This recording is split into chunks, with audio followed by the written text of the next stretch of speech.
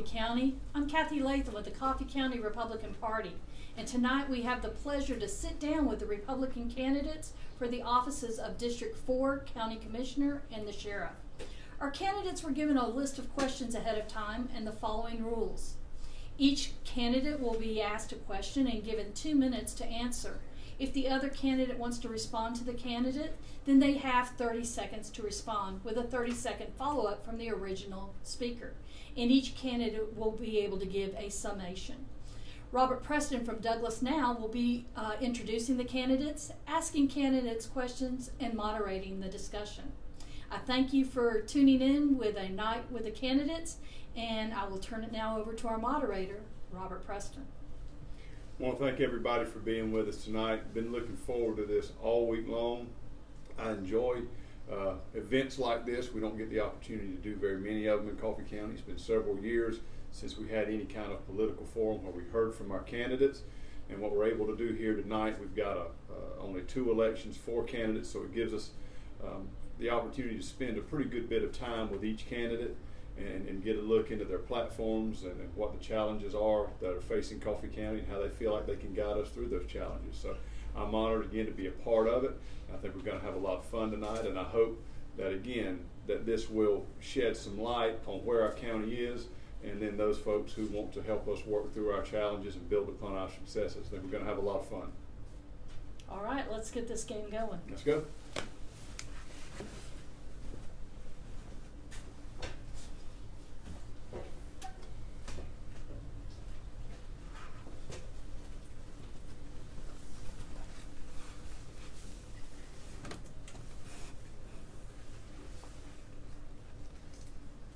Going first tonight, we have our District 4 County Commission candidates. We have to my left, David Clark. David, good to be here. Yes, sir. Thank you for being here with us. And to my right is our incumbent, Johnny Wayne Jowers, also our County Commission Chairman, Johnny Wayne. Good to be here, Robert. Good to see you outside the courthouse. I heard that. Yes, it is. Well, you gentlemen have heard the rules. I know you've got the questions, and you're going to get a lot of questions tonight, but you're not going to get all of them. Okay, I've gone through and got a few I want to ask both sets of candidates, and then some are just for the county and some are just for the sheriff. So, you ready to get started? Yes. All right. Well, what we'll do, I'll start off with Mr. Clark, ask him first, and then come to you, and then of course you know the rules as far as the rebuttals and responses and things like that. Okay. Is that all right with everybody? Are you going to give us an opportunity to introduce ourselves opening statement? Absolutely. Okay. Well, for those of you that don't know me, I'm David Clark, and I'm running as a conservative Republican for District 4 County Commissioner. You know, over the course of campaigning, I've talked with many residents and knocked on many doors, and this campaign is going to be about you as well as the next 4 years. It's going to be people-driven, issue-driven. My campaign is focused around the goal of creating a prosperous and growing and booming economy here in Coffee County. And I think with the right leadership, we're going to have that over the next 4 years. Okay, first, I want to thank y'all for this opportunity. Thank you for Robert for moderating it, Ms. Latham and the Republican Party. And most of all, I want to thank you, the viewers, tonight. It's been an honor, first and foremost, to have served you all through the years, probably 40-something, not in an elective office, but through different service in my life, and I thank you for that. I am Johnny Wayne Jowers, and as Robert pointed out, I am the chairman of the Coffee County Commission at this time. I'm married to the former Shanda Purvis. We have 5 children and 3 grandchildren. We are members of the Pine Grove Baptist Church, where I serve as a deacon. I'm also on the Coffee Regional Medical Center Board. I'm on the Coffee County Health Department Board. I'm on the Southeast Georgia Regional Commission. I serve on the Leadership Task Force for COVID-19. I'm on the Hope Center Board. I'm a member of the Coffee County Chamber of Commerce, and I'm also a member of the National Committee to Preserve Social Security and Medicare. Thank you so much once again for this opportunity to have served you these years. And I hope tonight, if we have time, I'm going to try to tell you the reason you should keep Johnny Jowers as your county commissioner. Thank you, gentlemen. let's get started and get straight into our questions.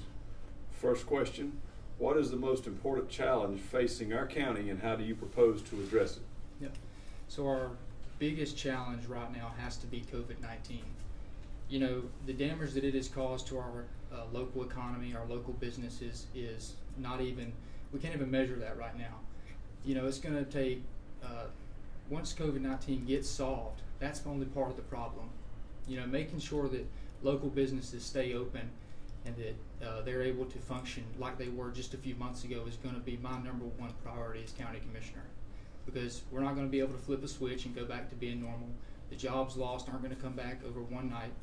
You know, and over the course of tonight, you're going to hear several plans that I have, in-depth plans to bring back small businesses and make sure they keep their doors open.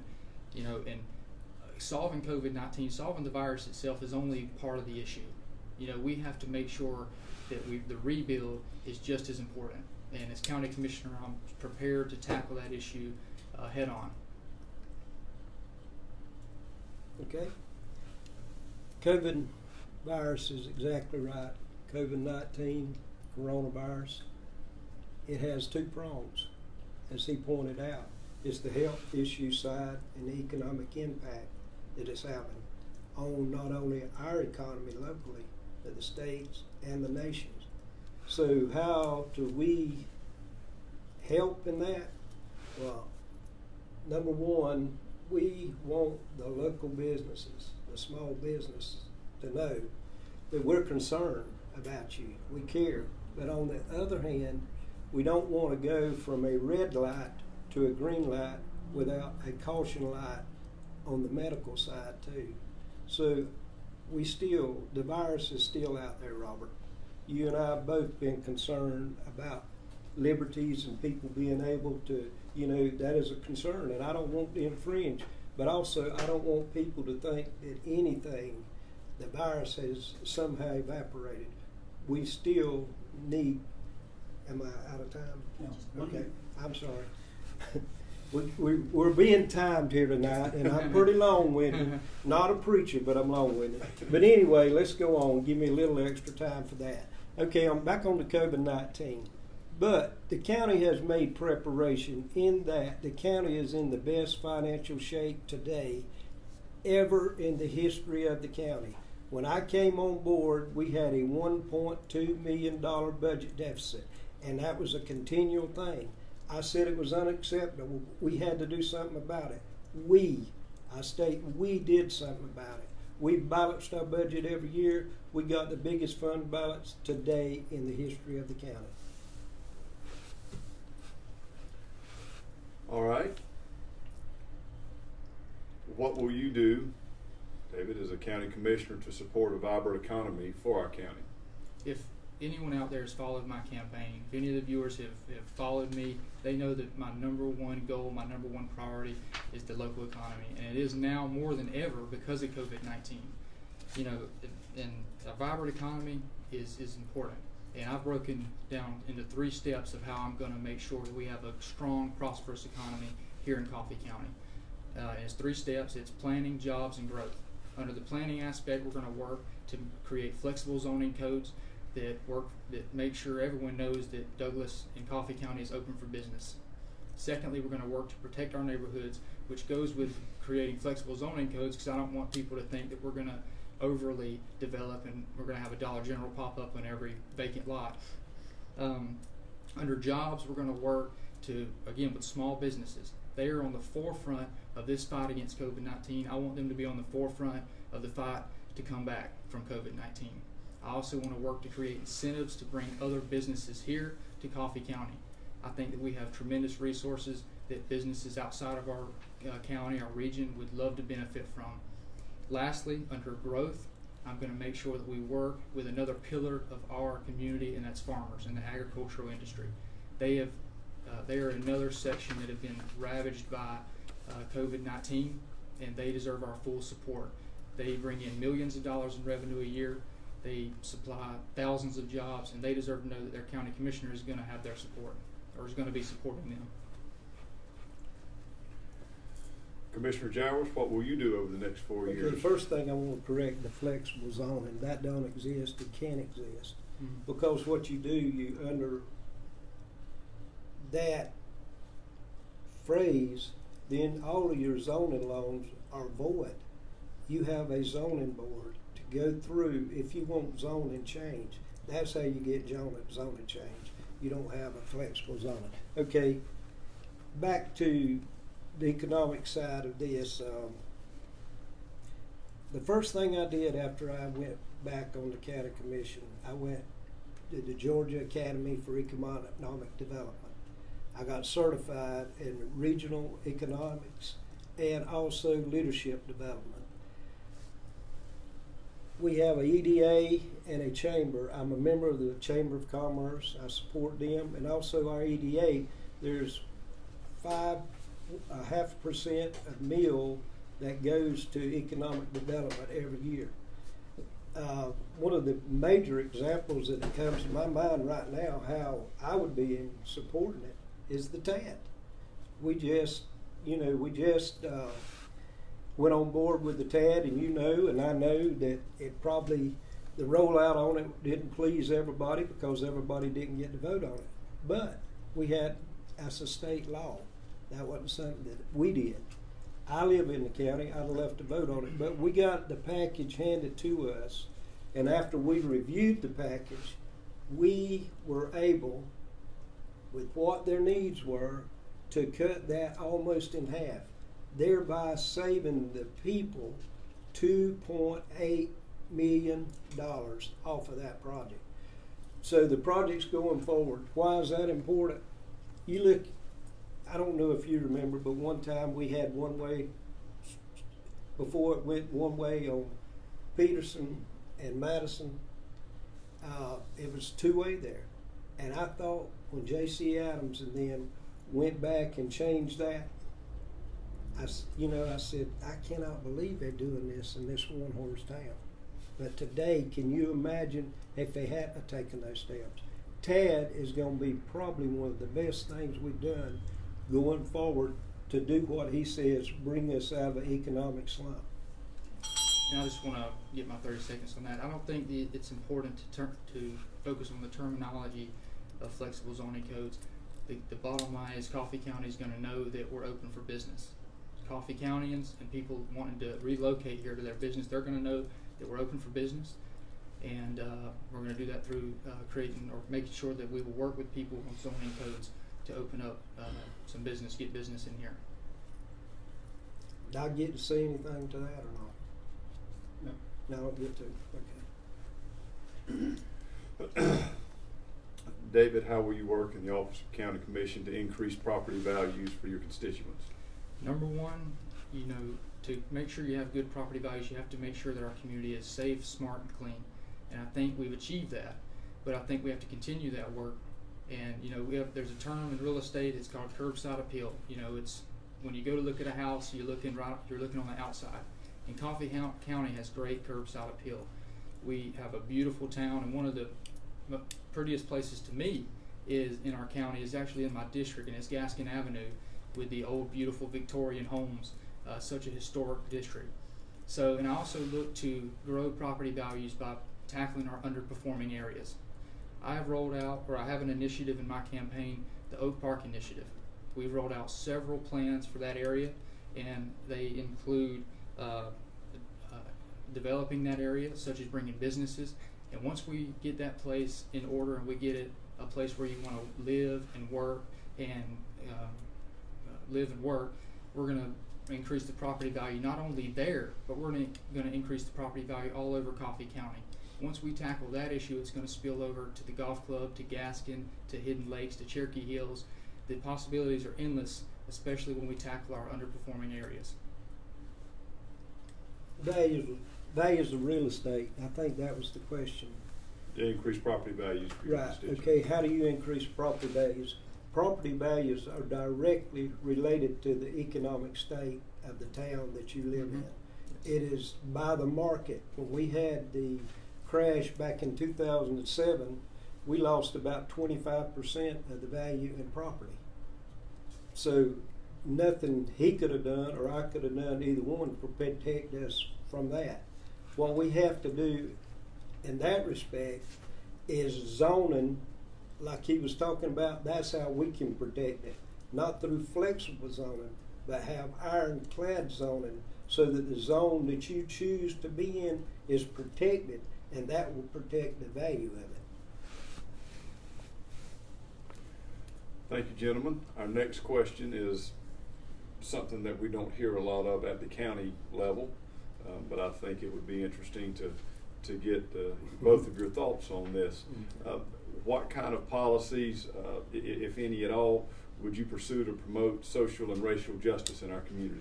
I think that's a great question, because my district, the 4th Commissioner District, I think is the most diverse district that we have in Coffee County.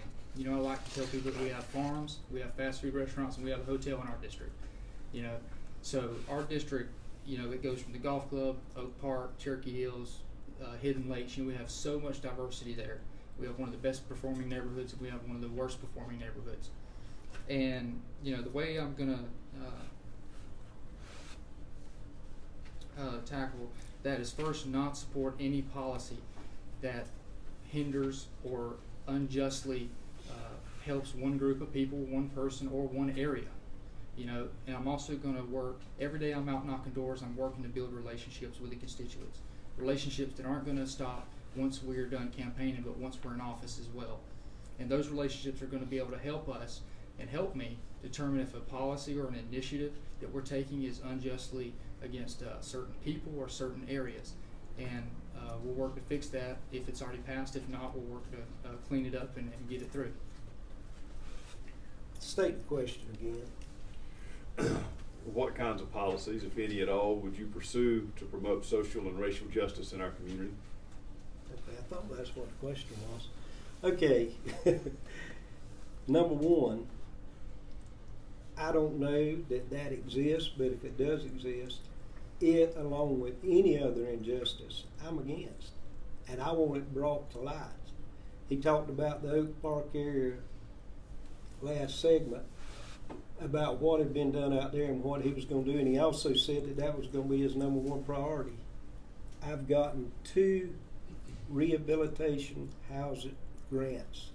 We've installed a $3 million water system out there. We've got 2 CDBG grants to pave road. I've personally been involved with Hope Center for 22 years. I'm on the board of the directors there. So when you talk about Hope Center, I got the first industry out there. I'm familiar with Hope Center because I lived out there when I first got married. So that's a place that's near and dear to my heart. But I can't say that it's going to be my number one priority. My number one priority is going to be all the people everywhere in all of my district and all of Coffee County. But I know he's made statements that that was going to be his number one priority. Well, trust me, we have spent a lot in that area. And I'm concerned about the people there, but I'm also concerned about people everywhere.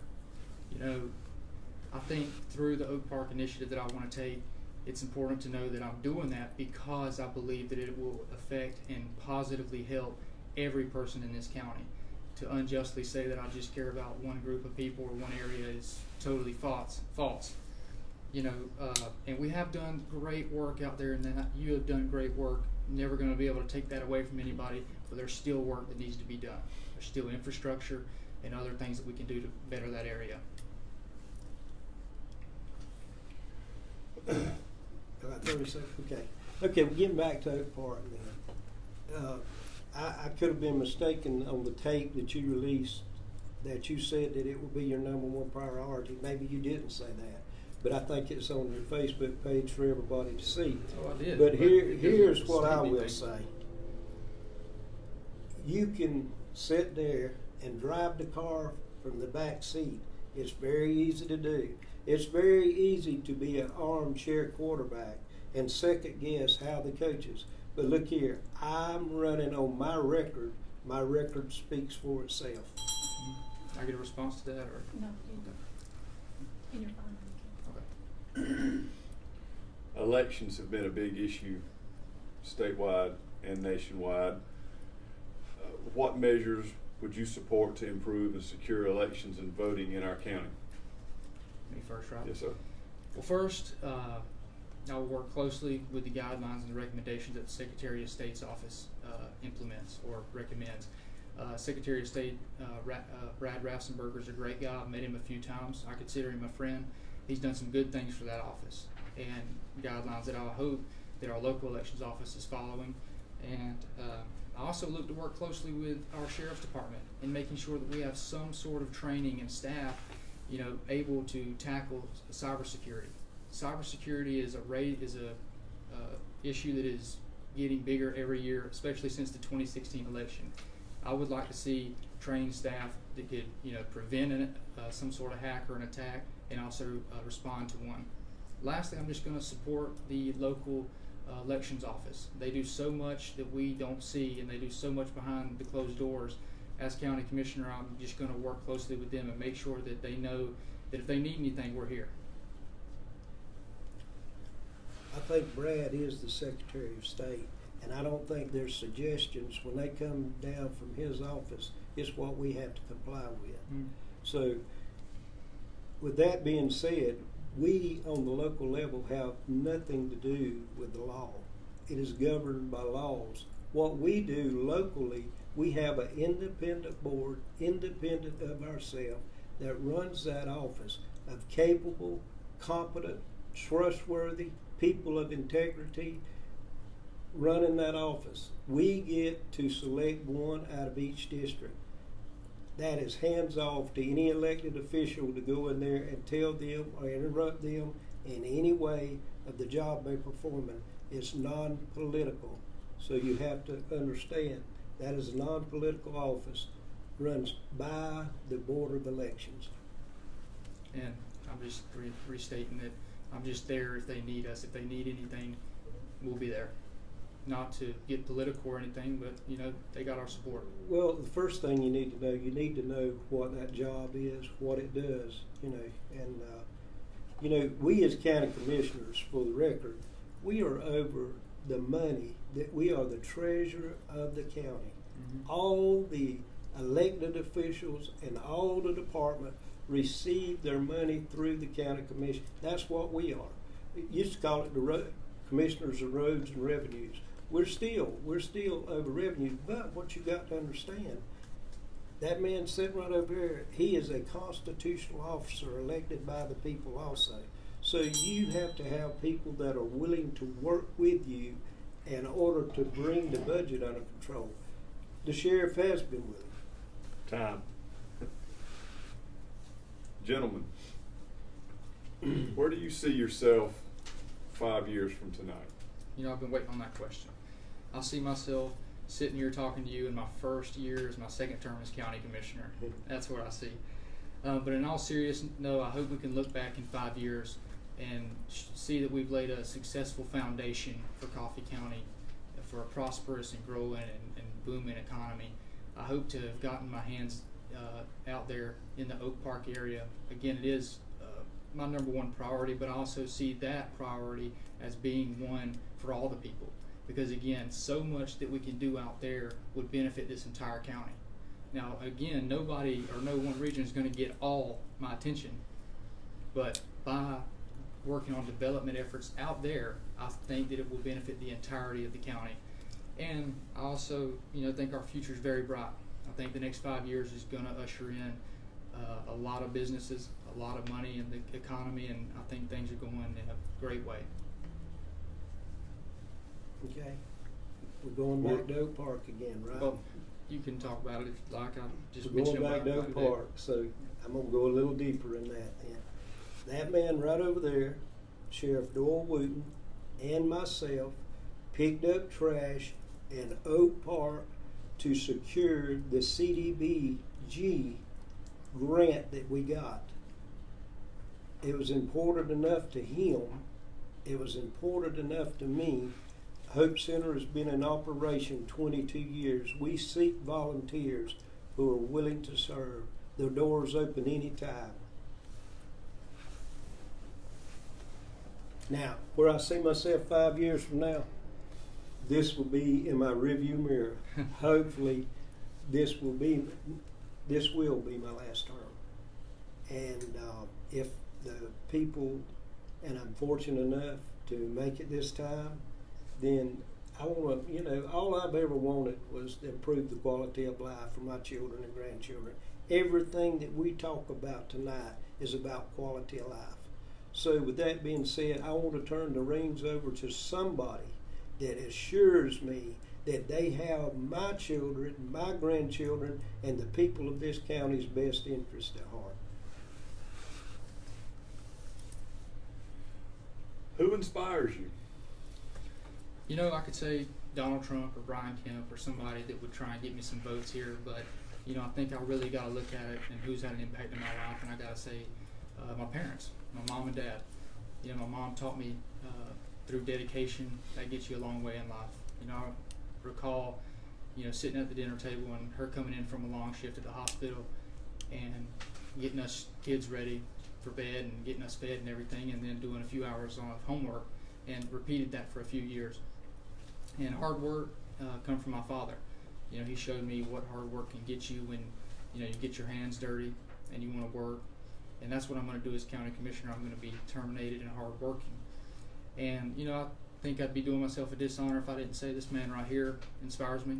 He's done a lot of work for this community, and no one can take that away. No one's debating that. And he's been nothing but a friend to me throughout this whole time. And no, Johnny Wayne, this isn't an endorsement, but you're a great guy. You're a great guy. And I appreciate your friendship and your work that you've done. Mr. Jowers, who inspires you? Well, Robert, I always got to say Jesus is my inspiration. I'm a born-again Christian, and I've got to give him credit for everything that's good about me, because within myself, my righteousness is filthy rags. I'm the righteousness of God in him.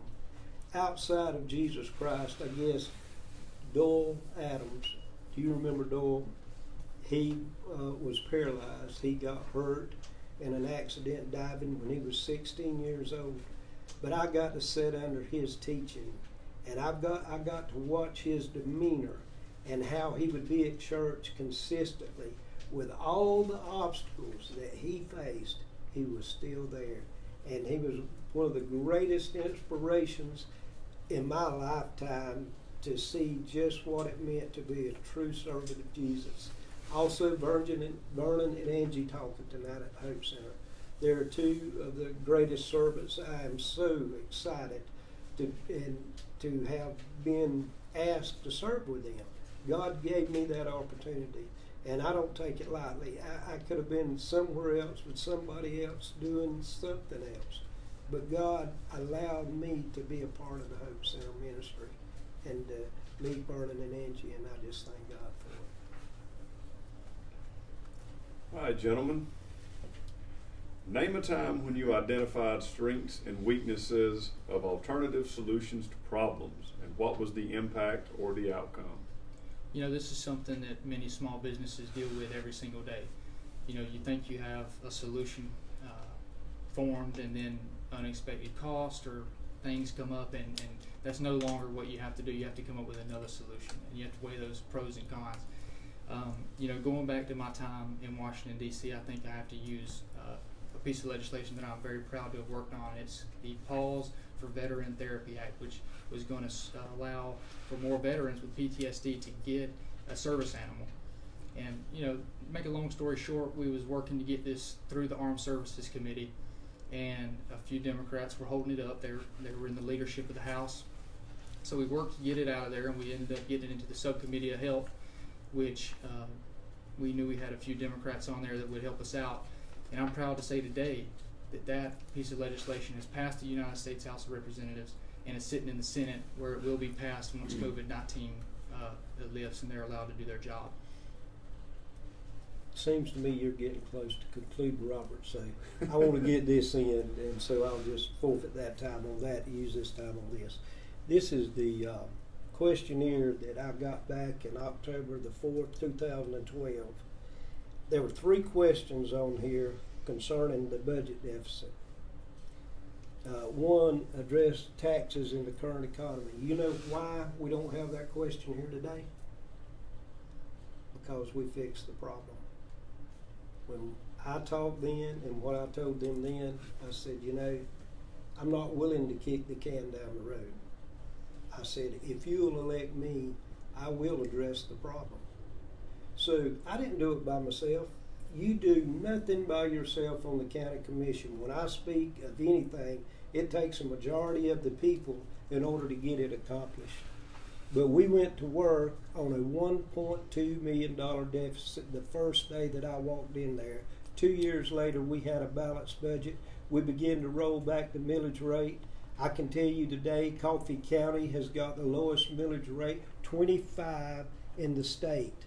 In other words, a house that cost $100,000, tax on that house in Coffee County would be almost half what it would be in Ware County.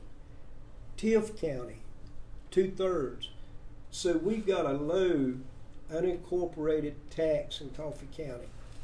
Also, during that time frame, we have the biggest fund balance in the history of this county. Why is that important? The dilemma that we're in and what we're faced in with COVID-19, we need that. That would carry us 200 days. We need that cushion. We don't know what it's going to do, not only to the small businesses, but to our county, because every time they don't collect sales tax, that is part of the revenue, the sales tax that we get to offset property tax. 2 more questions, gentlemen. Okay. 2 more questions, and then we will turn you loose. And one is rather open-ended. Okay. The next one, tell us about a project or accomplishment that you consider to be the most significant in your career or your life.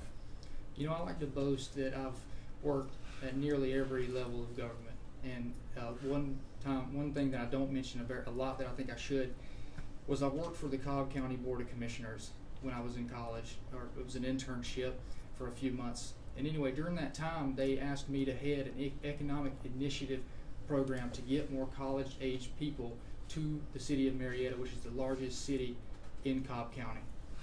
Through our efforts, we made numerous recommendations, or through our report, we made numerous recommendations from adding things such as, you know, parks or other amenities, and as well as allowing private investment in specific areas of of the city.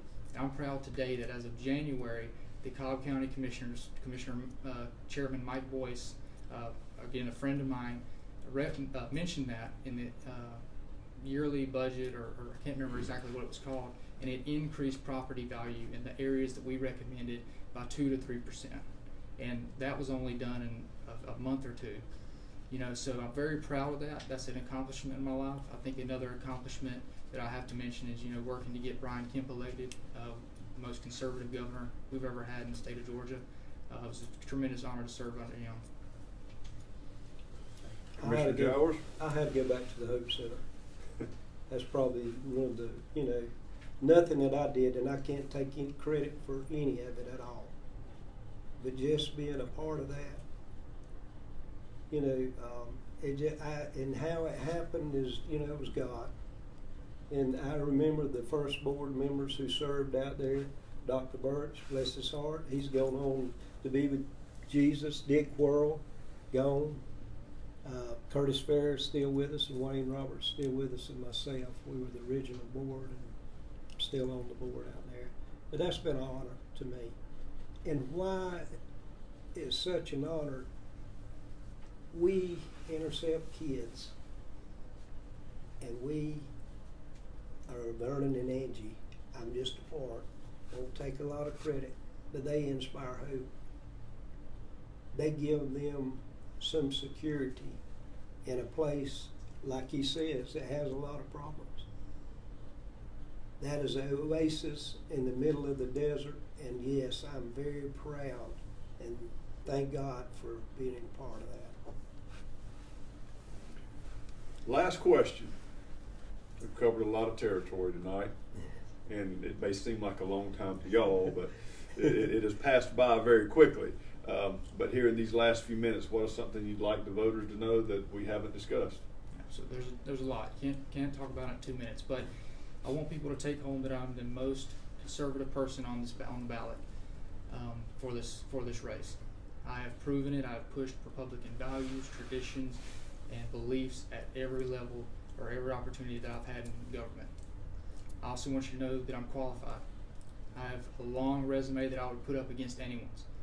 I'm proud to be here from Coffee County. I'm proud to have opened a small business here. I'm proud to have invested my time and my future in this community. And I wouldn't be running if I didn't think that this community didn't have anything going for it. We have a tremendous, tremendous bright future. From the Hope Center, from Oak Park Initiative, from everywhere over my district in Coffee County. I'm ready to work for you. So vote for David Clark, vote June 9th, and vote Republican. First thing I want to do is set the record straight. He's not the most conservative person on the ballot for this office. You're looking at the most conservative person. I'm a born-again Christian. And you know what? How do you define conservatism? Is it because I'm a member of the NRA and I believe in the Second Amendment? Is it because I believe in the right to life? Is it because I'm conservative because you see these clothes that I have on? These are the same clothes I had 8 years ago when I ran. I wore them purposely because I knew that was one of the questions that was going to come up. These shoes, 8 years old. This shirt, the whole attire. That's what you call being a conservative. I'm conservative with my money. I'm conservative with your money. That's a true conservative. Again, he said, what makes a true conservative, and then he goes on to explain what one is. Everything he stands for, I stand for, and I've ran on my convictions. I've always been a Republican. I've never ran with a D beside my name or anything like that. So I look forward to serving you as county commissioner, as a Republican county commissioner.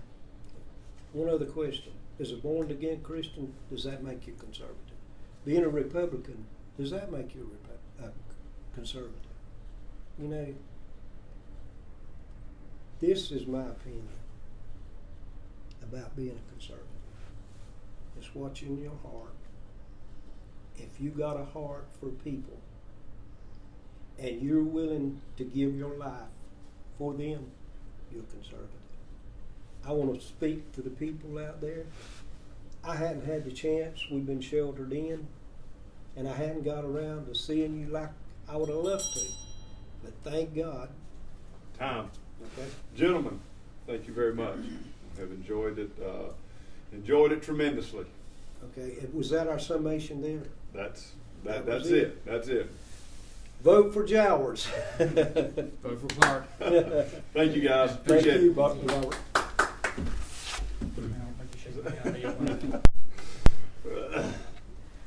I don't know about you, but I think District 4 will be well represented by either candidate. The Republican Party is strong in Coffee County, and just wanted to give you a heads up that you can join very easily. If you need more information, you can leave some information on here and I'll get in contact with you.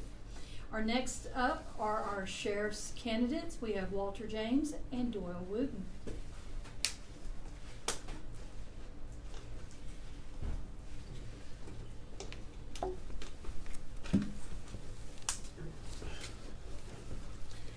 Gentlemen, thank you for being here. We're going to follow the same format as we did with the county commission candidates. Mr. James, I'll ask you questions first. And Sheriff, you'll get a chance to answer second, and then the rebuttal guidelines. I'm going to ask you guys some of the same questions that I asked them, and I will ask you some different ones, some that I saved especially for y'all. So, but we will try to keep it as efficient as possible. But again, thank you guys for being here. We'll do the same thing we did last time. Before we get into the questions, take a couple of minutes and tell us a little bit about yourself. Hey, I'm Walter James, a Republican candidate for Sheriff of Coffee County. I'm Doyle Wooten. I am the Sheriff of Coffee County, and I'm again a candidate for that position. I've been your sheriff for 7.5 years, and I hope to be your sheriff for 4 more years. All right, our first question. What do you feel is the most important challenge facing our county, and how do you propose to address it? Thank you. Good question. COVID-19 is definitely a big challenge for the county, but at the same time, law enforcement continues. It cannot be put on hold or pause because of COVID-19. It is one challenge of many challenges. I think the largest problem Coffee County has right now are gangs. Gangs are in the community. Gangs are recruiting in the community. Gangs are responsible for the methamphetamine that's being sold on the streets, and I think that what we need to do is train our officers and get real involved with enforcing gang laws for Coffee County. Sheriff, our biggest challenge? COVID-19, of course. I think we'll get through that and get back on the right path shortly. But what's going to stay with our community, or what's in our community now, is drugs and alcohol, which also relates to gangs. Drug and alcohol are, unfortunately, it's not unique to this county. It's all across our nation. And the only way I know to fight that is you arrest those that's dealing and using drugs. But even if, no matter how many you arrest, you still have the addiction, which is the market for the drugs. And I think that to solve that problem, we need more access to good treatment. Harry Cohen has a little place here that we use. It's a great place, but we need better. I work closely with Still Waters, which is a women's facility, to help them overcome the drug problems. Saving Grace Ministries are now trying to, Kirkland's pastor there is trying to open up one for men. A very nice lady by the name of Ruby Davis has actually given him some modular homes to put together, and we're looking for 10 acres of property. If somebody out there wants to donate it or sell it at a reasonable price, we'd like to have it.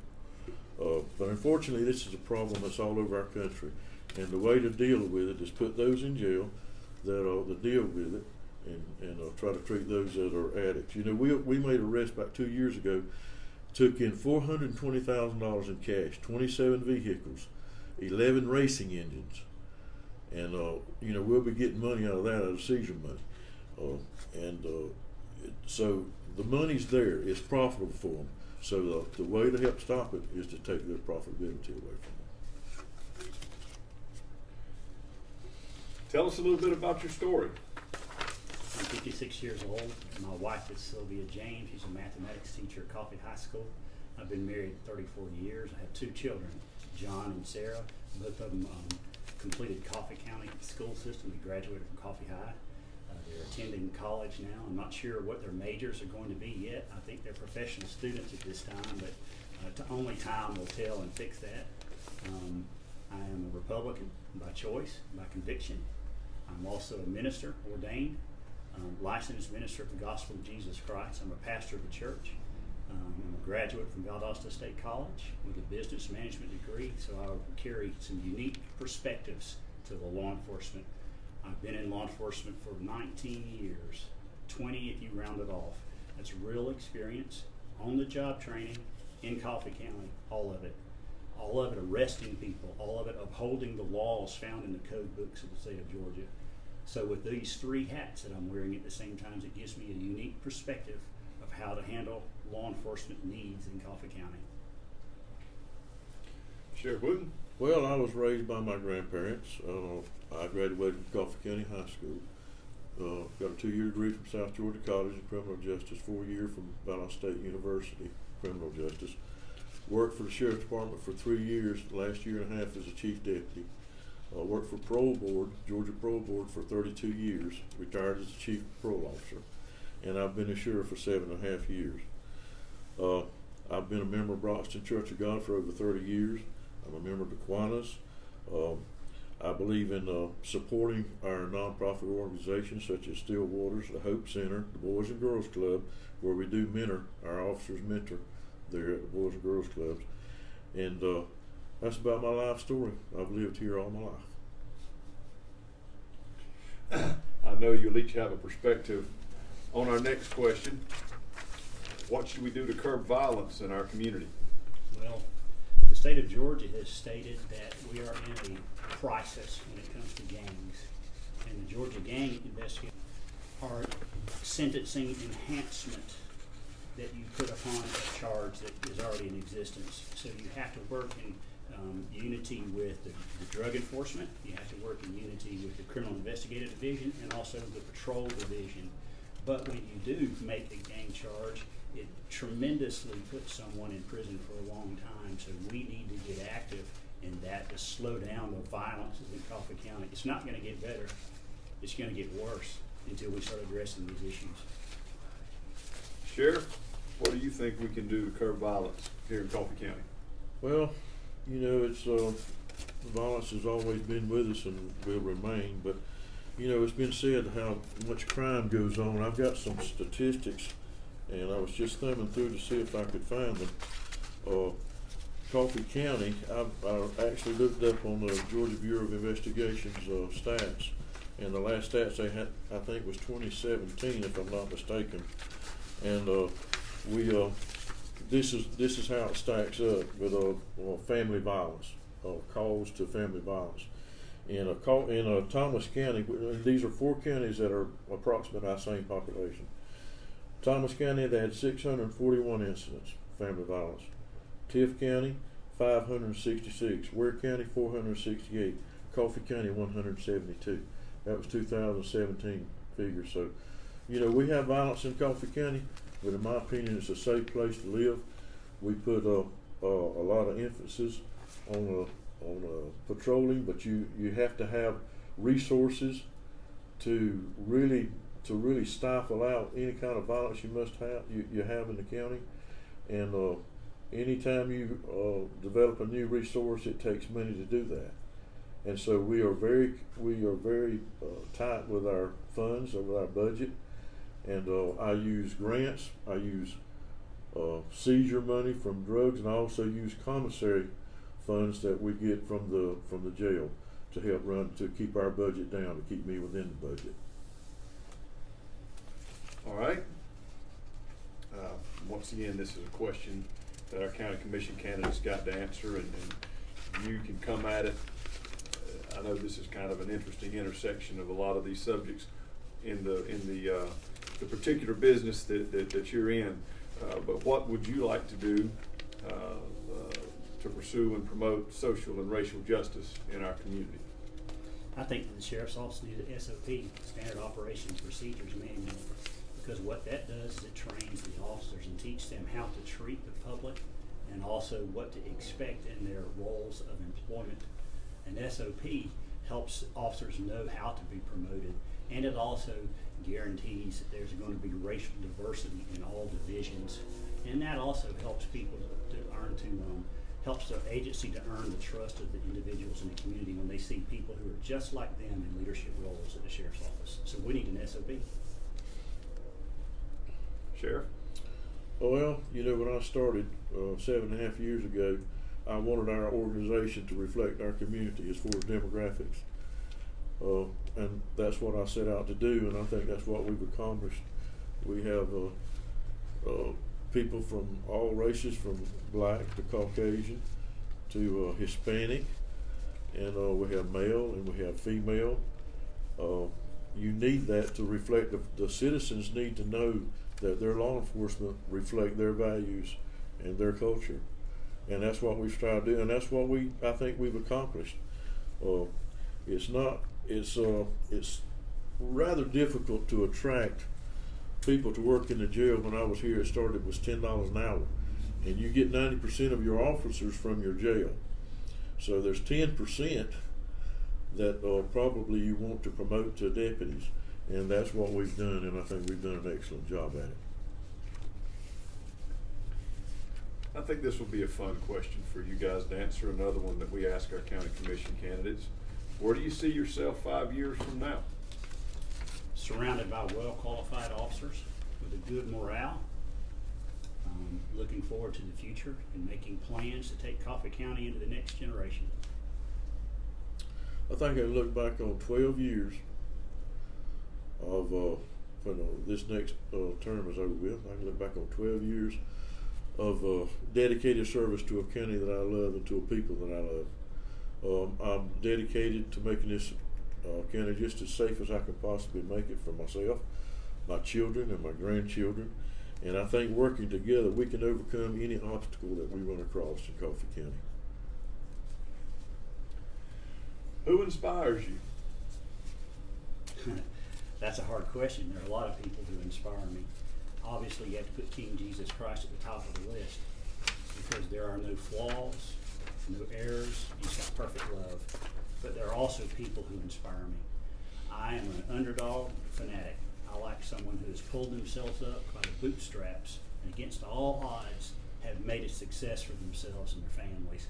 Those are the people who inspire me, and those are the people who I intend to protect by, if I'm elected as sheriff of Coffee County, to make sure that they have the continuance of safety for their families for the future. Sheriff, where do you draw your inspiration from? Well, from God's Word, God, from Jesus Christ, my Savior, from the Holy Spirit. The Word comes straight from God. It's a great template to live your life by, to base laws on. And I've always done that in my life. Like I said, I've been a member of Broxton Church of God for over 30 years.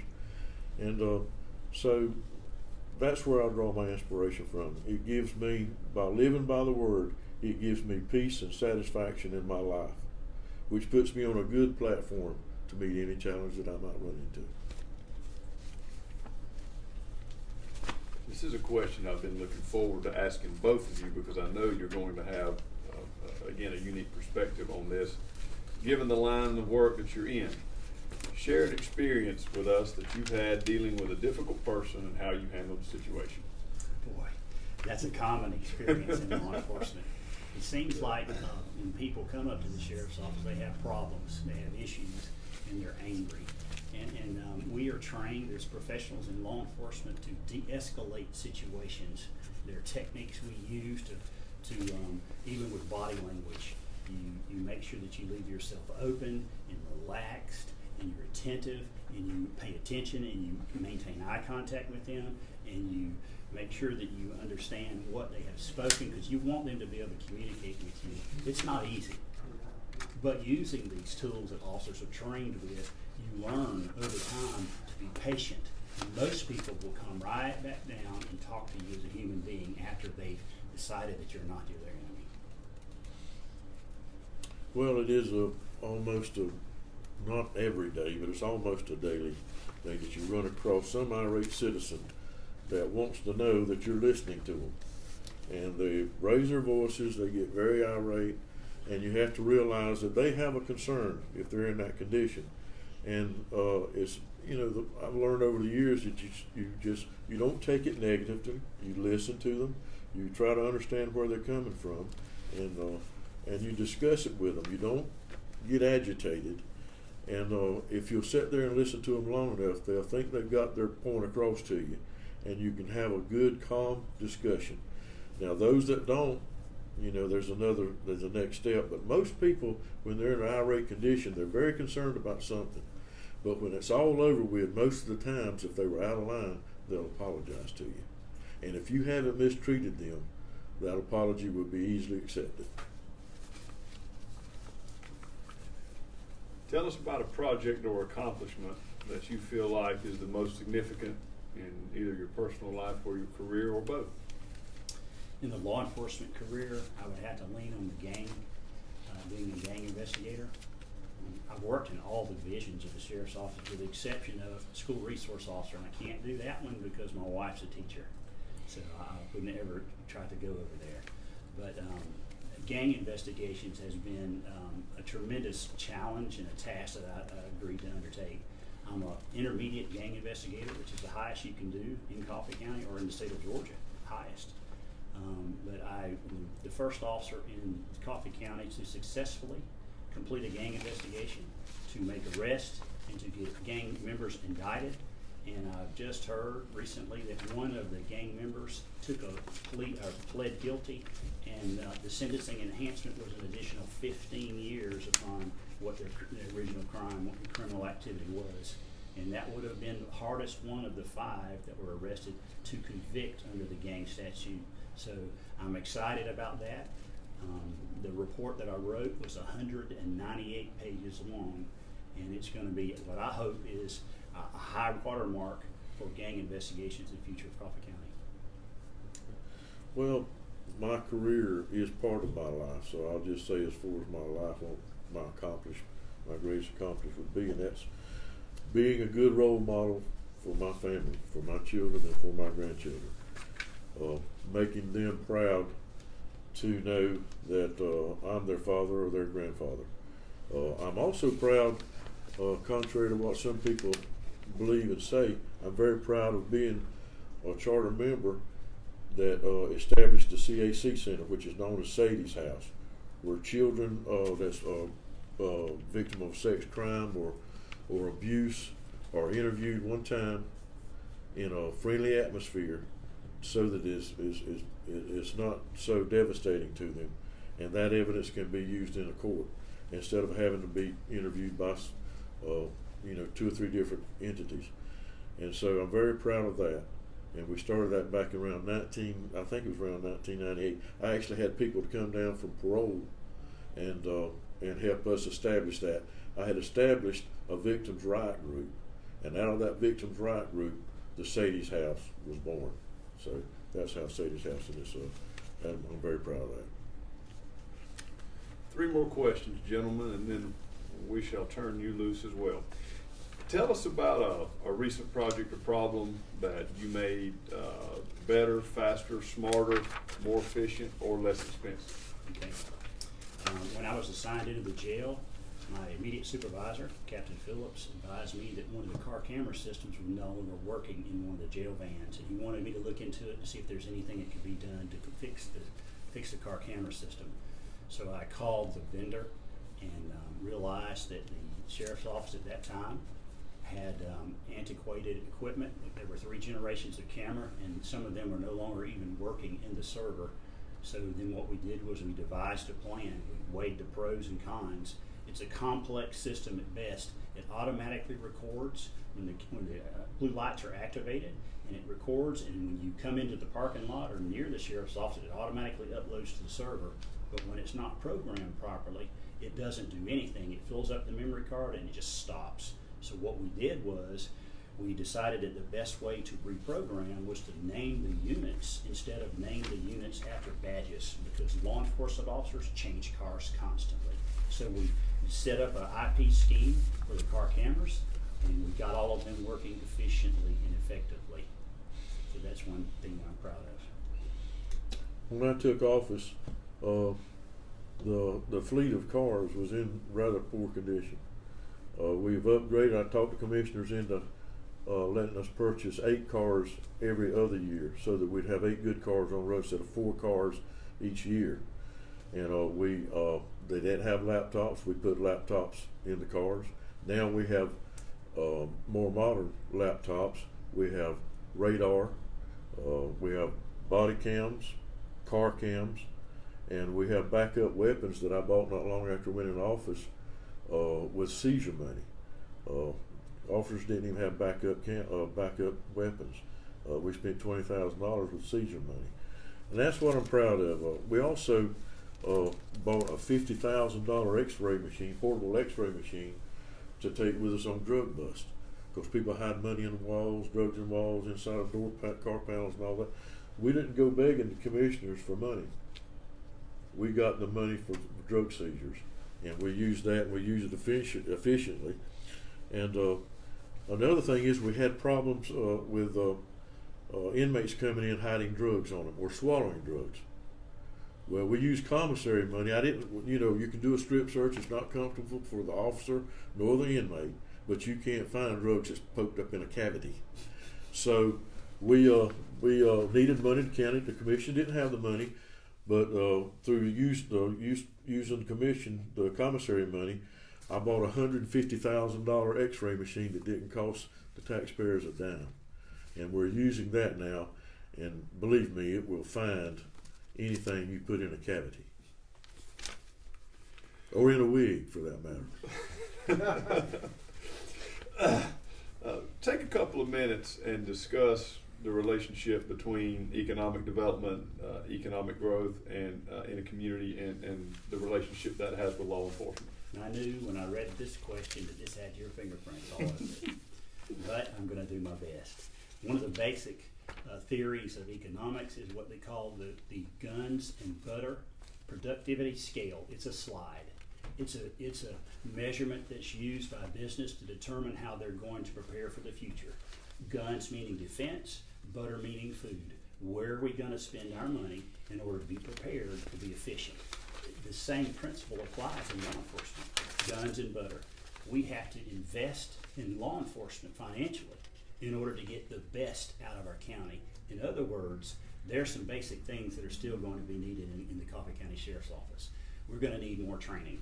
We're going to need to get some people specialized in areas, because when you do that, then some of the roles and models used by the Department of Justice, the cops part of the Department of Justice, like Department of Justice, like the SARA module, is when you go out in the community and you talk to businesses and you find out what criminal activity they would like stopped, and you make an analysis and you make a response and then you grade yourself on that. But on the other side, law enforcement could also use theories used by economics, like the PERT schedule, product efficiency rating technique, where you streamline processes like the booking process. While I was in the jail as assistant administrator, I streamlined the whole booking process. We put every step in order and made sure that the people who were trained understood where it went, from everything from taking property to getting their picture to rolling their fingerprints, and we just made one smooth assembly line of all the people coming through the jail. So there is a connection between economics and law enforcement, and I think we need to address those. And me, being from a background of business management, I'm prepared and I'm ready to do that when it comes to being sheriff of Coffee County. Sheriff? Okay, what was the question again? That was a long answer. Discuss the relationship between economic growth and development and law enforcement. Well, I mean, the relationship, you know, your property, your business owners, they want to feel secure. Before business is going to come in here, they want to know that their families are going to be safe, their children are going to have good schools to go to. So, you know, we have well-trained officers, well-trained staff at the Coffee County Sheriff's Office. We identify hot spots, and we do extra patrol in those areas. And when the problem arises, we pay attention to it. When citizens call, we answer that call, and we do everything that we can possibly within our resources to make sure that we got a safe environment for the property owners and for the business owners in Coffee County, and that's what we'll continue to do. Last question. We've covered a lot of ground here tonight, a lot of different topics, some practical, some more theoretical. I think the voters have gotten a good snapshot of each candidate and where you are, but I'm quite sure there's something that you'd like to tell us that we haven't discussed. So what else do we need to know? Well, I think that you need to be aware that I'm a lifetime member of the NRA. I'm also certified as a pistol instructor through the NRA, which means I'm very strong when it comes to the Second Amendment rights of the citizens of the United States of America. And that is one of the convictions that's going to follow me for the rest of my life. Not only that I'm a very conservative believer of the Lord Jesus Christ, and I believe the Word of God from cover to cover, and I follow that as a guide. People have always been concerned about me being a preacher and also being in law enforcement.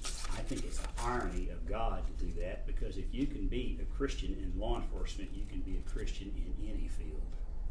Hey, God bless you, and vote for James. Sheriff? Well, I'm almost at a loss for words. I've lived my entire life here, you know, so there's not a whole lot I can tell you about myself other than I'm not a member of the NRA. I'd like to be, but I got a closet full of guns and nobody's going to come get them. And I am a conservative, and I would like to say this. I did run as a Democrat. My opponent has brought that out, but the Democratic Party left me. I don't believe in taking God out of every local, state, and federal agency. And I don't believe in taking the life of an innocent baby. And I believe in immigration, but I believe in legal immigration. Those are the three things that brought me to the Republican Party. And that's what I'd like the people to know about me. Gentlemen, thank you very much. We appreciate you taking the time to spend with us tonight. I know the people of Coffee County appreciate it. We got a unique look at 4 candidates tonight. And again, we know this isn't easy, but we thank you for your time and thank you for your work. Thank you, Robert. Appreciate it. God bless you. Y'all have a good day.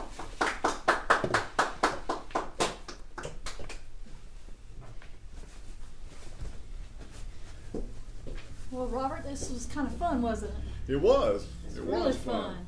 And I just want to thank everybody for joining us. I want to thank the candidates for coming. Remember, the Republican Party of Coffee County, we're strong. We're here for you. We have a Facebook page. Make sure it's the Douglas, Georgia one, not the one that's in Tennessee. They actually have a Coffee County in Tennessee. And but make sure it says Georgia on it. And if you need anything, we're here. We'll be meeting with Zoom this month when our new meeting. But we meet the first Thursday of every month at Flying Cowboys. Hopefully we'll start doing that in June, fingers crossed. And so I just want to thank you, Robert, for everything you've done to help put this together.